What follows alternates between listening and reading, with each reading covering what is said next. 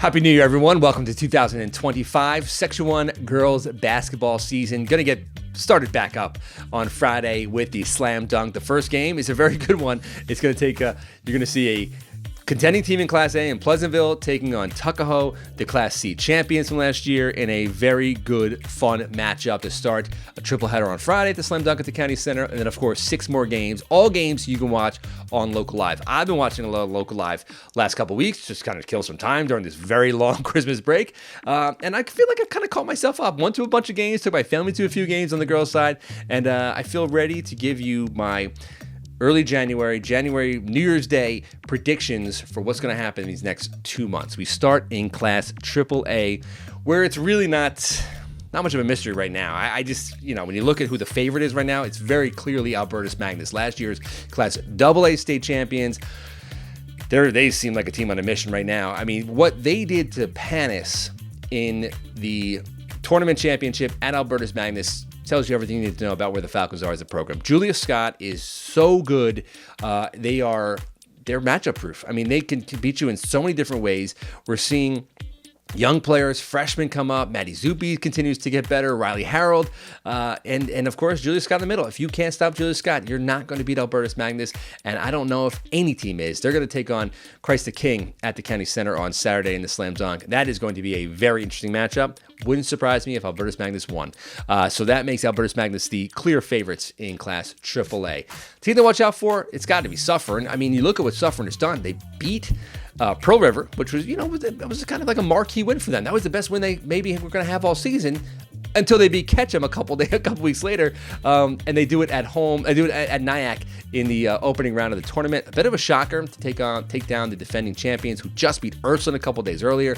So Suffern is very much in the mix here. Ladia Barnes, Michaela Fay, multi-sport star. She is a terrific player for Suffern, and they have the balance, they have the depth to compete in Class AAA in Section 1. The deep sleeper, you're going to count out New Rochelle? No, you can't, because look what New Rochelle did last year. Obviously making it to the section championship, giving Ketchum all they can handle. New coach in New Rochelle, but they're a team that's sort of going to struggle a little bit during the early parts of the season, as we've seen in through December, and they're going to get better, and they're going to get better, and they're going to get better. And you look at Ziogas and this team, and they have the talent. It's going to be a matter of putting it all together. In their league, they're going to lose some league games. I think they're going to win more league games than lose, and they're going to make a run. They're going to make a run to get probably a 7, 8, 9 seed and maybe pull off an upset in the opening round of the Section 1 tournament. My final 4 teams, it's very clearly Albertus Magnus. It's Ursuline. Obviously, when you look at Ursuline, they're just terrific. They lose to Panis, they lose to Ketchum on the road. They're going to get better. They're going to be fine. I think Ursuline's going to take on Panis in the Slam Dunk. I wouldn't be surprised if Ursuline beat Panis the second time around because of the talent they have for the koalas. Suffern and Ketchum. Those 4 teams right now, to me, are clearly the 4 best teams, and I think all 4 will make it to the County Center for the Final 4. And my prediction for the champion, I'm not going to pick against Albertus Magnus because that would just be silly. So now we go to Class AA, and you look at Panis, and this Panis team is really impressed. I went over and watched them beat Ursuline, and they did it the way they've just won games the last 3 seasons, including a state championship and a run to a state final last year. They put their press on, the 2-2-1. They score with two different players. Other players step up, as Kara Williams. And just there's a host of different players that can put the ball in the basket, 6 points, 8 points, 10 points. And then you have Cadence Nicholas, and Sophia Tavares, and it all goes together, and it makes Panis the clear team to beat in Class AA in Section 1. Team to watch out for is Rye. I mean, they're undefeated. They have 2 dynamic players. Again, if you're gonna take down Panis, you can't do it with one player. Phoebe Greto and Paige Tepedino give them 2 very solid scorers. Rye goes and wins the Mayapack tournament. They're probably not quite on the level of Rye yet, but there's time, and they can, they're a team that's also going to be able to handle the press, I think, a little bit better than most teams can because of the ball handlers they have, especially with Tepedino and her toughness. Deep sleeper, I'm going to say Harrison. Obviously, Mia Straza is a terrific player, all-state caliber player, and it was incredible the amount of youth that is on this Harrison team. Watch them lose to Ursuline last week before Christmas in the event at the county center, and Straza is, she's trying to figure it out with this young group. There's time though, and they're going to play a very difficult schedule. They're going to get better, and they're a team that's no one's going to want to face because obviously Straza could go for 30 and beat anybody on any given night. My final 4 teams in Class AA, obviously Panis. I'm going to say Tappan Zee, Kristen Phelan. Losing at McHugh was very tough with injuries, but this TZ team has another team that has a lot of good youth on it, and they're going to get better as the year goes on. They're going to make a run, and Rye, I think, will be the 3rd team, and then I like Yorktown, and the big reason why I like Yorktown is because I looked at their schedule, and they've only played 2 games so far, so they have their whole schedule in front of them, and they have a lot of winnable games. Their league sets up for them to win maybe 15, 16 games if things go according to plan. So Yorktown is going to be in the mix in Class AA to make the Final 4. And I'm not going to ever pick against Panis. I think Panis for the championship. TZ, it's dangerous because, I did watch the Panis TZ game in the regular season at TZ on a big court. I don't know if TZ is going to be overwhelmed by the press the way that they were on their home court and seeing it for the first time in the second week of December. Could be a very different game, and I'm sure they're going to have a very different game plan going into that matchup, assuming it happens in March at the County Center. Class A. This is interesting because this is probably the most competitive class in Section 1, but from what I've watched pretty much every team now, maybe twice. I've seen a couple live. Pelham's the best team. I look at the balance that they have. Obviously Taylor Green, terrific player. They have some good youth on this team, and they sort of have the best mix of talent. They can beat you in a variety of different ways. They defend very well, and I think schedule-wise, they're going to win a lot of games. I think they're going to win a lot of their league games, and I think they're going to, make a run at top 2, 3 seed, get the home games, make it to the county center.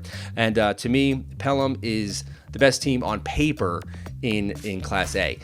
After that, team to watch out for, obviously I'm going to say Ardsley. I think this Ardsley team, this is a group of juniors and seniors that have just come on together this past 5 years. This has kind of been building for this season. Eva Corluka, Madison Borstein, Joey Levy, they just have all the pieces to compete for a section championship, to compete for a gold ball this year. They're in Class A, obviously, and it kind of sets up well for them because Eva Corluka is going to give a matchup that very few teams are going to be able to contend with. So if you don't have a big to go inside against Corluka, you're going to be in trouble. So I think Ardsley is a team to watch out for. To me, the deep sleeper is always going to be Han Hud. They obviously very difficult schedule to start the season, started really slow. But Caitlin Raguso and Han Hud made the section championship last year. Not the same way but they didn't start out quite as slow, but they got better as the year went on, and I think they're going to do the same. I think that Henna is going to be a team that when they get in the playoffs, because of how good Raguso is, they're the team that nobody's going to want to face once you get to the Class A playoffs. My final 4 teams in Class A, obviously Pelham, Ardsley, Westlake was really, really good. I watched Westlake beat up in Sleepy Hollow tournament, beat up a Mamaroneck Class AAA school. Brooke Pfeiffer, to me, has last year. We saw her hit the buzzer beater at the county center to beat Pleasantville, and she was a great scorer.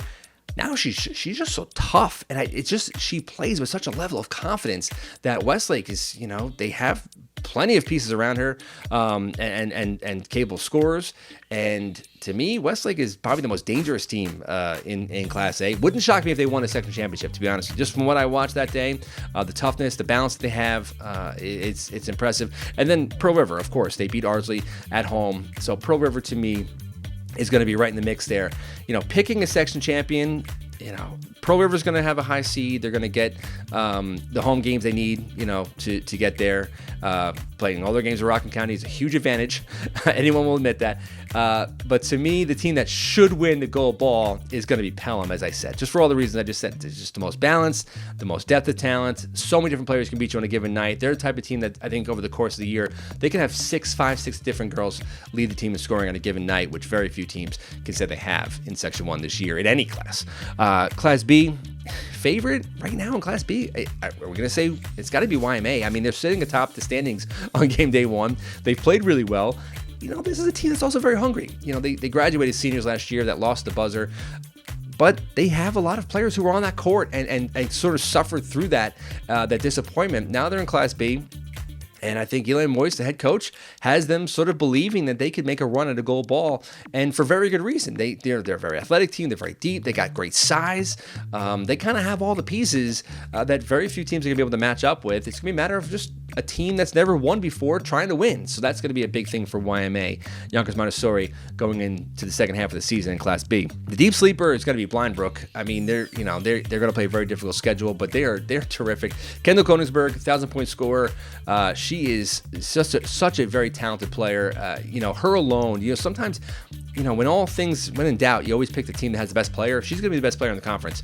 Her and Ella Moon from Dobbs Ferry. So I think that Blind Brook is very much a threat to win in Class B. My final 4 teams in Class B: YMA, Blind Brook, Briarcliff, and Dobbs Ferry, for all the 4 teams we just talked about. And the team that I think will win, I'm going to say Yonkers Montessori. Why not? I mean, at this point, it's so early in the season when it comes to the smaller school basketball to really know too much until they start playing league games. But YMA right now, they're my team. I think they're going to win the gold ball. Long way to go. In Class C, this is the easiest prediction ever. Tuckahoe is going to win Class C again because this group, they went to the state finals last year with 7th, 8th grade, 9th graders. So they're all back. They're all looking really good, and they're a better team. And they've struggled. They've faced, give Coach Sylvia DeSalvatore, all the credit in the world for taking the schedule on. He's playing Ossining, he's playing Ursuline, he's playing Irvington. He wants his team to get better, to get the exposure. Maybe a little bit too much. They played Panis, but this is how good teams become great teams. He has them on a path, and the sky's the limit for this group to maybe compete for a state championship, maybe win one this year. So those are my predictions. Want to see everybody at the Westchester County Center, and if not, watch us on LocalLive this weekend. I'll be broadcasting all 9 games from 4:30 on Friday up until, probably midnight on Saturday night. Thanks so much.